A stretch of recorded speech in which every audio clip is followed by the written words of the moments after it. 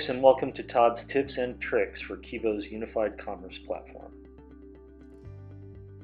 Today's tip: how to update custom attributes using a Postman runner. Remember that all the API calls used in this video can be found at our documentation portal, docs.kibocommerce.com. This training assumes that anyone watching has already set up a Postman environment with a connection to a Kibo Unified tenant. One of the drawbacks of using the import-export tool to update product attributes is that all of the attributes for a product have to be updated simultaneously. This can create some unwieldy spreadsheets and introduce user error while trying to assemble the data. The first half of this tutorial will guide an administrator through using a Postman runner to update text, numeric, and Boolean attributes from a skinny table of data in a CSV file. The second half of this tutorial uses Excel formulas to build a CSV of list attributes. See the description of this video for links to the Postman collection and spreadsheets used for the training. Import the collection referenced in the description of this tutorial into your Postman workspace. If you have already gotten the tutorial previously for other trainings, just update the collection. Expand Kibo Tutorials, Commerce, Admin, Products, Properties, Runner. You'll see three requests: delete product property value, add product property text value, and add product property list values. When using the package, the delete is always run, and dependent on the type of property, either the add text or add list requests are used. This routine will delete the values that exist in the product attribute first and then replace it with the values sent. This is also true of the list attributes, so if a value needs to remain on the product that is already assigned, it has to be included in the source data.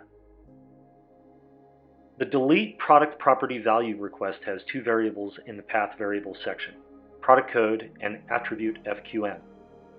The runner will look for case-sensitive match in a column header from the CSV and use the values from each row to run the request. This will delete the attribute value from the product so the value can be added in the next step. The add product property text value request has one path variable, product code. In the body of the request, there are three variables used: attribute fully qualified name, locale code, and attribute value. Again, it is important to remember that these variables are case sensitive, and if there is no exactly matching column header in the CSV file, the variable will not be filled and an error will be thrown. The add property list values request has the same path variable, product code, but has a very different body. There are only two variables in the body: attribute fully qualified name and list values. The list values will use the data built by the list template spreadsheet to assign one or more list values to the same product. Now open Update Text Attributes CSV, linked in the description. This is an example of source data for our import. The first column is the product code, the second column is the locale, the third column is the attribute fully qualified name, and the last column is the attribute value. Sort order of the products or attributes is unimportant, just ensure that each row is complete and accurate. In the example, we are updating one product, coded 1012, and we are updating the attributes garment measurements adult, garment measurements youth, size chart adult, size chart husky, and promo sort priority with text values. And we're updating virtual bundle with a Boolean value. Remember to leave the headers unchanged and replace the rows of data with the actual data for the update. Once the data is prepared, save and close the CSV. Note how the fully qualified name of an attribute includes the namespace. When unsure what the fully qualified name might be, go to the attribute in Admin and look at the URL. In Postman, select the environment for the attribute update, then click on Runner under Properties. Then click on Run. Deselect the Add Product Property List values, leaving Delete Product Property Value and Add Product Property Text Value selected. Pick the file with the data and verify the row count is right. Sometimes Excel has a nasty habit of making rows for blank data. If that happens, open the source data file, select all the rows below the data, and delete. Once the row count is right, simply click Run. The Run button will have different names based on the workspace where it is being executed. If the attribute doesn't already exist, then the deletes will throw errors, but that is fine. All of the adds should return a 200.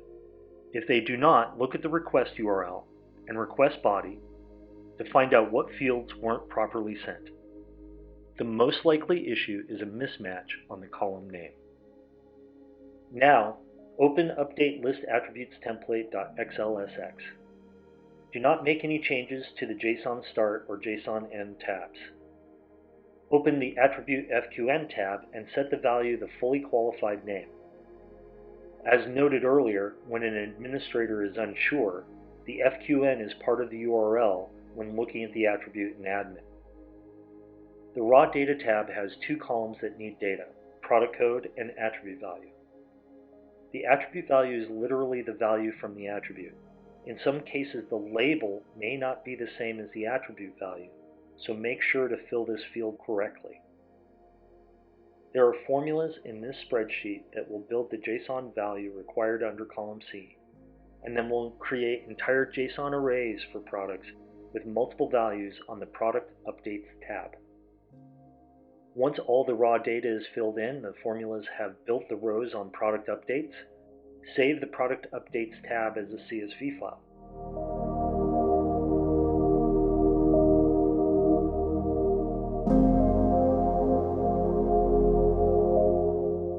Then, in Postman Runner, follow the same procedure as the previous run, but select Product Property List Values and deselect Add Product Property Text Value.